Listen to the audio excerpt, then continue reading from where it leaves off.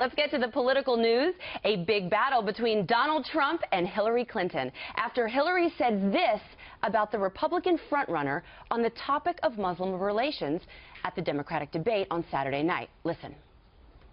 We also need to make sure that the really discriminatory messages that Trump is sending around the world don't fall on receptive ears. He is becoming ISIS's best recruiter.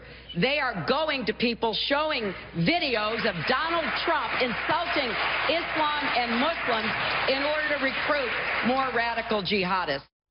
Well, there's just one little problem with that.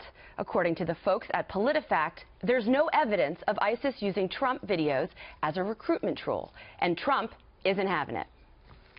It's nonsense. It's just another Hillary lie. She lies like crazy about everything, whether it's trips where she was being gunned down in a helicopter or an airplane. She's a liar, and everybody knows that. I mean, but she just made this up in thin air. Well, now it falls to Clinton communications chief Jennifer Palmieri to try to walk back her boss's remarks. What Secretary Clinton was saying last night is that one of the many dangerous things about Donald Trump is that his hot rhetoric, saying we should not allow Muslim refugees into the country, is being used, and this is something that the SITE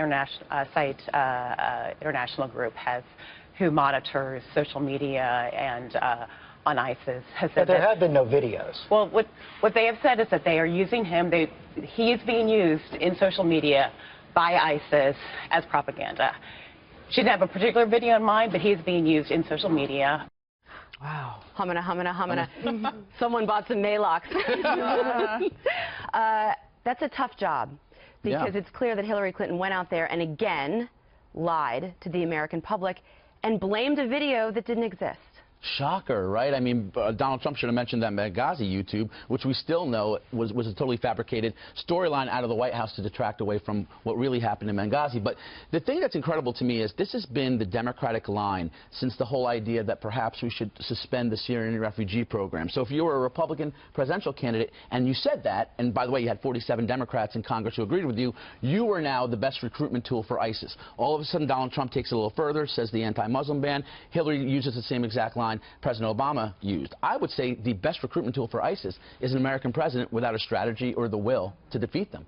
This is a caliphate, a religiously driven group that believes in the divinity and supremacy of their mission. The Allah is on their side. So the only way you actually dispel them of that thought is by beating them, destroying them and defeating them, and that's not what we've been doing. Well, and Hillary Clinton is the one that advocated for the ousting of Muammar Gaddafi and Libya Harris, and we know what happened after that. ISIS took control and arguably uses that country as a launching pad for attacks. We saw them doing swan dives, I believe it was, off our consulate there. I mean, she has actually empowered and assisted ISIS. Yeah, we're going to get more into why she is backing her own strategy and so happy to be where we are in just a moment. But I will say this, you know, Seamus Hughes, who runs that extremist, he's an extremist expert, the Associated Press also saying they don't see any evidence of what she's talking about in Donald Trump. This is one of those things where she's probably going to have to prove it.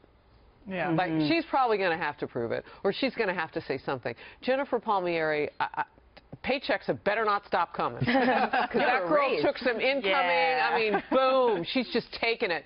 But that's not the voice the American public wants to hear this from. These are really strong words at a time when these vicious savages want to kill us, kill anybody who lives the way we do. She needs some evidence on this one. And if she doesn't have it, I think she had better step up to the plate and say she's sorry. Well, Katie, she downplayed the threat of ISIS at the debate. That's not true. The New York Times fact-checking a lot of the things that she said. We know that she's lied consistently, and she's got a credibility problem. I mean, her numbers aren't, they're not where they should be. Right. So how does this affect her campaign? I mean, Democrats just seem to believe whatever she says. Well, I think it's important to point out that Carly Fiorina's been calling not Donald Trump, she's been calling Hillary Clinton a liar for months now. And when she said it a couple months ago, it was this huge deal, and she got, you know, cream for it in the press for saying it. But it's true, Hillary Clinton is a liar. But in this sense, do you remember when Hillary Clinton said that her enemies were Republicans? Yeah. She didn't say ISIS. She's making it more clear as she continues to talk about this issue that Republicans really are her main focus. focus and her enemy. She's blaming Donald Trump and the American political process as a whole for ISIS recruitment, rather than actually pointing out what the threat is and just simply talking about it in a bipartisan fashion. How are we going to deal with the problems? This isn't an issue that has to be political left and right. This is an issue she could talk about in the sense of a general election. But apparently, she just has to make stuff up to get her point across. We know, too, that she doesn't listen to the generals. I mean, maybe Sid, her friend Sid Blumenthal, gave her this information that she used on the video and other sources. But, Kat, this is a woman that we've seen. Not only is she incompetent because she couldn't protect our embassy, she, leading up to this, ignored emails, multiple requests from her friend for additional security. She wasn't able to do her job, so she's incompetent at best. Then, that night, she said that she could handle Benghazi with Leon Panetta. We know this. We didn't show up that night. The blood of 4 Americans is on her hands, and then she went and covered it up and blamed it on a video and allocated millions of dollars to Pakistan to take out apology ads based on a lie. I mean, this woman is a perpetual liar who's incompetent. Right. I think that's why... When did she get called out? The debates are always on Saturdays or Fridays, I think, because she's so bad at it. She says bizarre stuff like ISIS is Donald Trump's fault. Remember when she said that Wall Street ties were because of 9/11? Or she's being very boring. I think they try to do whatever they can to make it so she has the least amount of scrutiny and they can just control what messages are going out there, because she does have a lot of skeletons in her closet.